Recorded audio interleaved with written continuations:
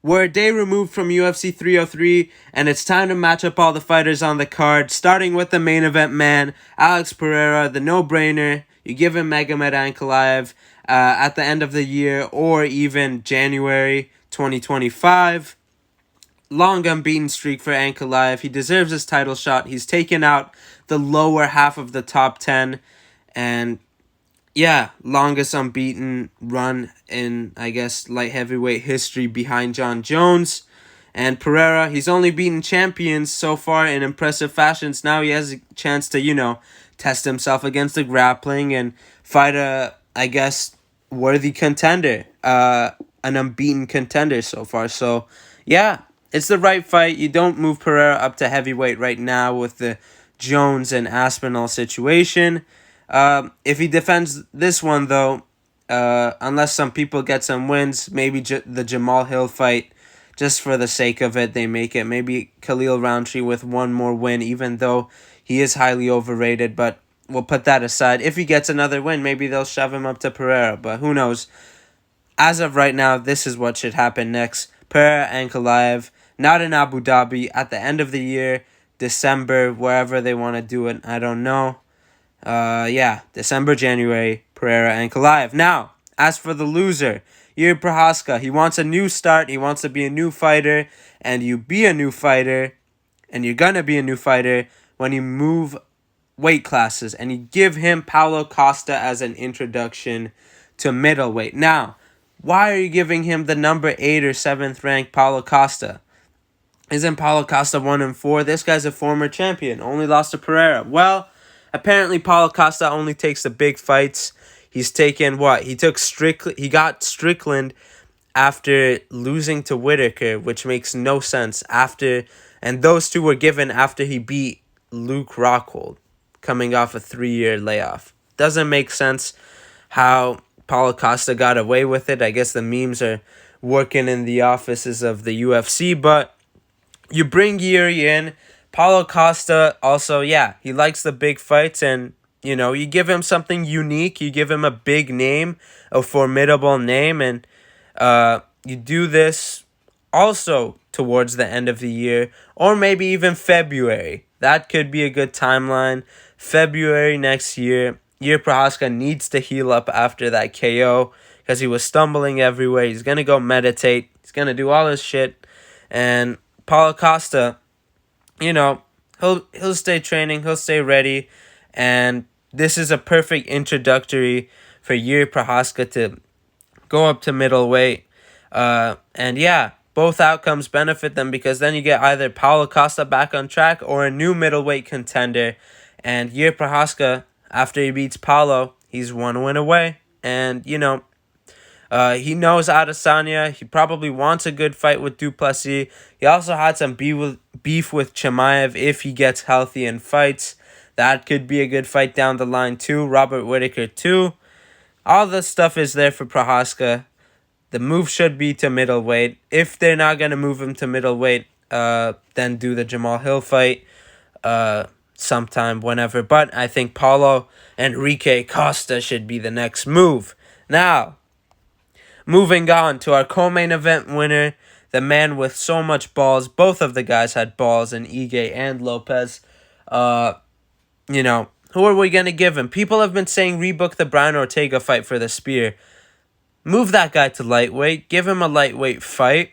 I don't want him, potentially risking and ruining one of these big events with him pulling out last second. And he got the Yair rematch after he lost. What a lucky guy, dude. He should not have gotten that rematch when he was coming back after not being active and hogging up the rankings. He should be brought down in the next rankings update, even though he didn't even fight, because that takes away his contendership merit, in my opinion. But moving on to this fight, you give him Yair Rodriguez, another one of these lucky guys who was trying to pick another free win in Ortega. That fight made no sense, sorry. You give Lopes and Yair the spotlight and the spear, a perfect main card opener or second fight in the main card. And, Yair needs to fight one of these grapplers when it's not for a championship. He cannot be... He's going to campaign for like a Josh Emmett rematcher. Something like that. A fight that's not hard. A fight that's not complicated. But you give him Diego Lopes, somebody lower ranked. And yeah, after the Ige fight, it may be a bit more enticing because you saw Diego Lopes fade a little bit. I know he got weighed in 3 times and all the odds were against him as well as they were against Ige. But if you're Yair, you get a little bit more confident and you just roll with it. And on the other hand, Yair also needs to fight a proper contender and not just hog up the rankings like Ortega did. Until, he put it on the line against Lopes, but then pulled out last second due to a sickness. But yeah, this should be the fight. It's much more enticing in my opinion.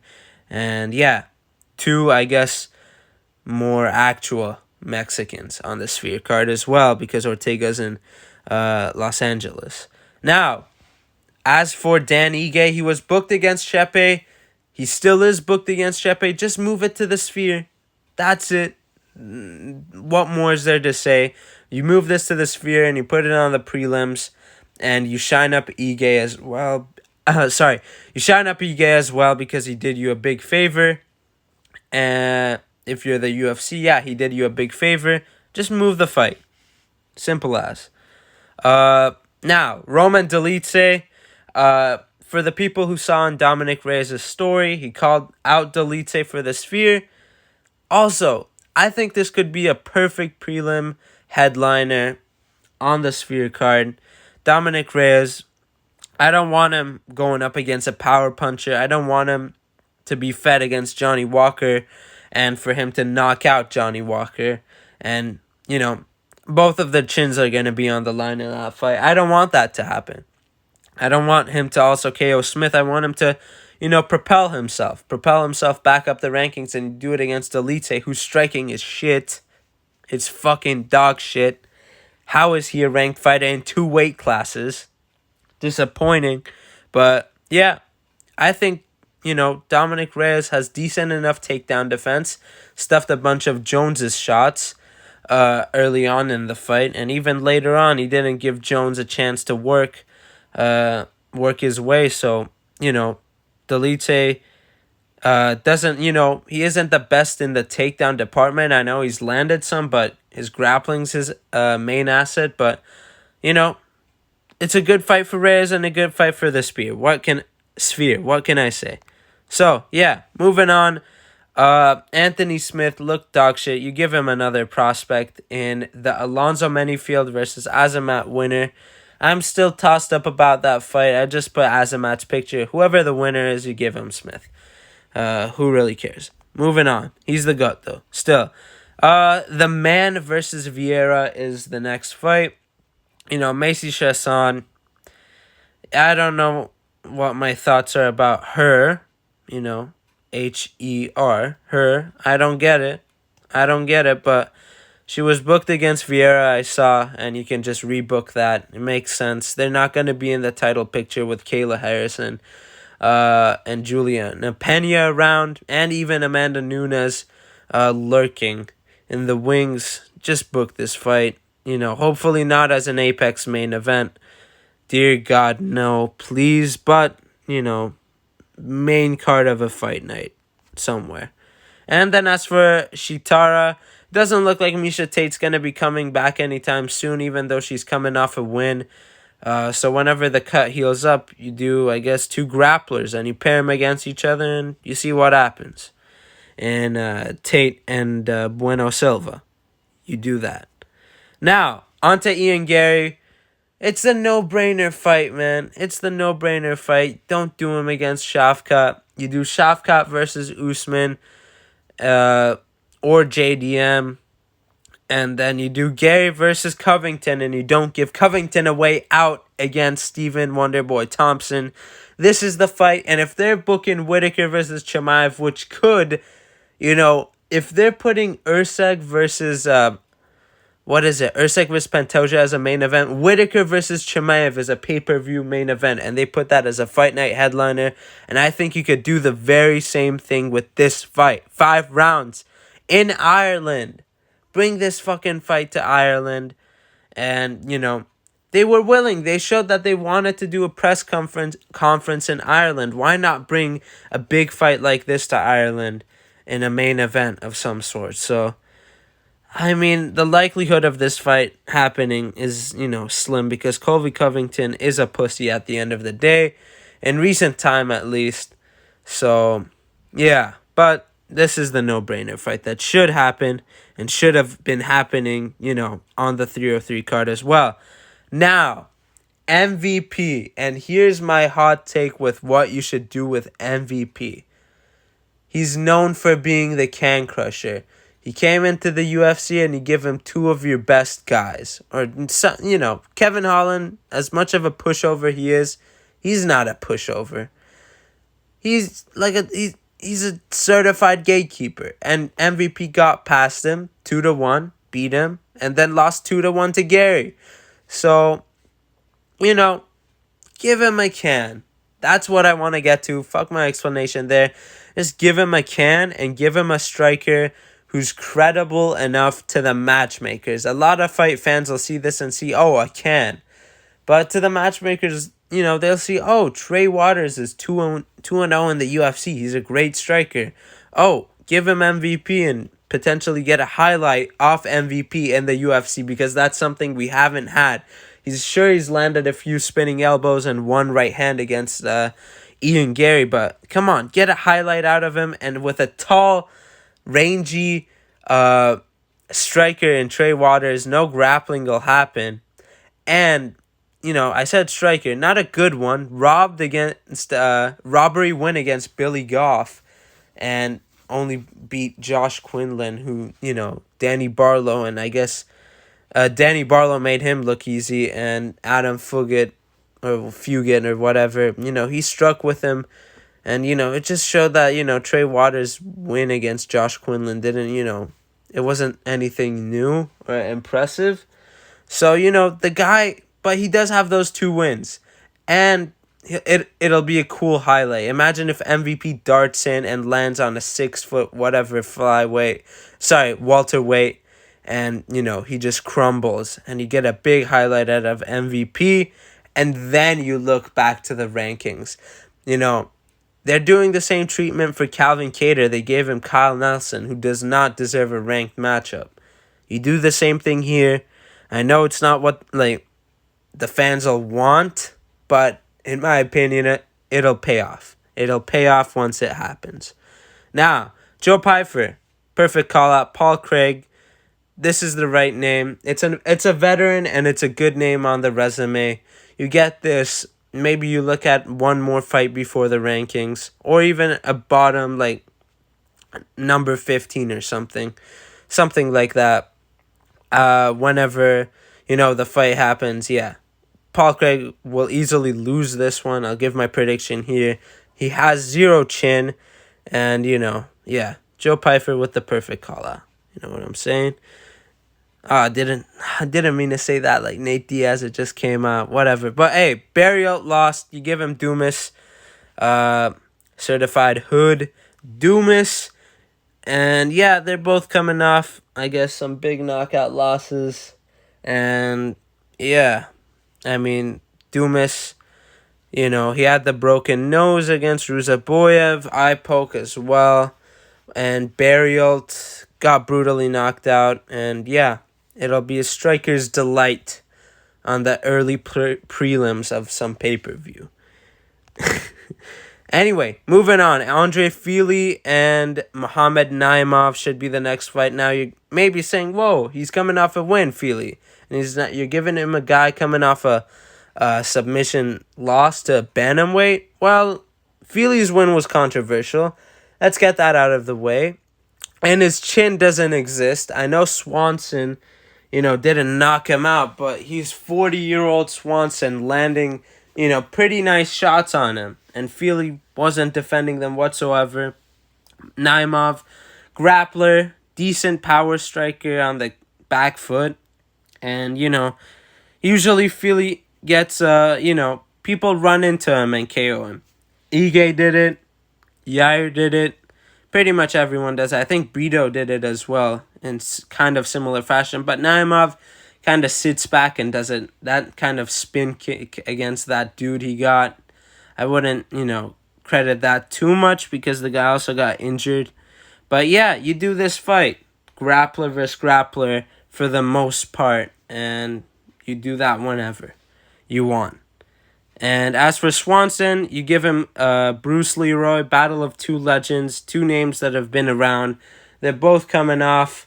Caceres is coming off 2 losses. I thought he beat Sean Woodson, but it is what it is. And, Cub, he did controversially rob Dawodu, and he's coming off a loss to Fely. Just match the guys up. It makes sense. I guess main card of a crowded fight night, whenever that is. Potentially a December fight night. They usually like to do that in front of a crowd, like they did with Thompson, Holland, and Sarukian Dariush. One of those types of fight nights in December. They make it big. You put these 2 big unranked names there, and yeah, you roll with it. Moving on. Gene Silva versus Nate the Train. Power punchers. Delight. Hopefully Gene Silva doesn't miss weight and makes the fight proper, and you already know the antics in the cage are going to be through the roof. Nate the Train is going to be screaming at this dude, and he's not going to be understanding shit, and he's going to be marching forward and making weird ass faces, and they're going to be slugging each other. It's the perfect fight. They're both coming off nice knockout wins over nice unranked fighters. Book this shit ASAP. Book it, book it, book it. Now, as for Charles Jourdain, you match him up with Pierce. Pierce is coming off 2 losses against Brito and Onama. Jourdain coming off losses to Woodson and I guess Gene Silva. You save one of their careers. And the other one, I guess you make him a layup for a prospect. And then once the prospect wins, you kick him out. So they're both in a tough situation, and potentially the loser of the fight gets the boot unless they have a really long contract. As we move on, Peyton Talbot should not be getting Adrian Yanez or Cody Garbrandt in the second thoughts I had. Sorry, worded that weird. I had second thoughts about why not give him Yanez. I gave Yanez to someone else in this card, and I'll tell you why later on. But Peyton Talbot versus Pedro Munoz. Peyton Talbot has crushed his 3 cans in some way, like O'Malley did after losing to Vera. He crushed his 3 cans easily, and, easily and in impressive fashion as well. And Pedro Munoz is on the decline, and he's a name the matchmakers will respect, and the people. Plus, he's been looking pretty awful recently, especially in the Kyler Phillips fight. He just did nothing, and Kyler Phillips danced around him for 3 full rounds. And Payne Talbot, whilst he did get a first-round knockout, this guy usually works his way into a fight. He's like Marlon Vera, but he's consistent. He doesn't give away the first round, but he doesn't, he hasn't pushed forward too much in the first round until, I guess, this fight. And even the Cameron Simon fight. So, Pedro Munoz on the decline, Payne Talbot on the uprise. You match these guys up, and you make this. The way they're doing these fights, I would not mind this being a co-main event of some, I guess, Apex fight night card, or even like a feature bout of a fight night card. I would love to see this in a, higher place on the card. Not even a prelim headliner, not yet. Or I don't think so. I think Payne Talbot's past this point. You either put this guy on a pay-per-view opener or like a fight night feature bout. Something like that. Something, eyes will be on. So, yeah, I know the prelim spot, the prelim headliner is a good spot, but still, no. This is a fight that fans will care about and go to and watch the main card for, in my opinion, rather than being forced the prelim headliner and then being transitioned onto the main card. And yeah, as for Giannis Gamuri, give him whatever prospect you want. Jillian Robertson, she should be fighting Angela Hill. It's just like, I know Angela Hill's now in the top 10, but come on. You give Jillian Robertson the Angela Hill test, and seeing, by the way, Jillian Robertson has been performing. She loses 2 and wins 1 in her recent state, and you just do it again. I think she'll lose to Hill, but it'll give Hill a chance to build on her win streak, and yeah, keep going. If not, Jillian Robertson has made it into the top 10, and yeah, sick. I just think this should be the next fight. Moving on to the Fat Slobs, Badet, beat the heavyweight champion Arlovsky. Imagine if we had Badet as a champ in like 2006. That would have been some sick-ass shit, and the UFC would have, failed as a company. But hey, you do him versus Rodrigo Nascimento, who lost in the main event against Lewis, and now Badet is somehow top 20 heavyweight. He has a 5-1 record in the UFC. Lost to Gaziev via TKO. Looks horrible look. And, shouldn't even be getting a chance to get ranked. But, it is what it is. You give him Nascimento. Battle of 2 grapplers. Promote it that way. Moving on to Rey Tesura. Give him another Hispanic fighter. It's the theme between him and Tyra. Even the Kaya Sakura guy.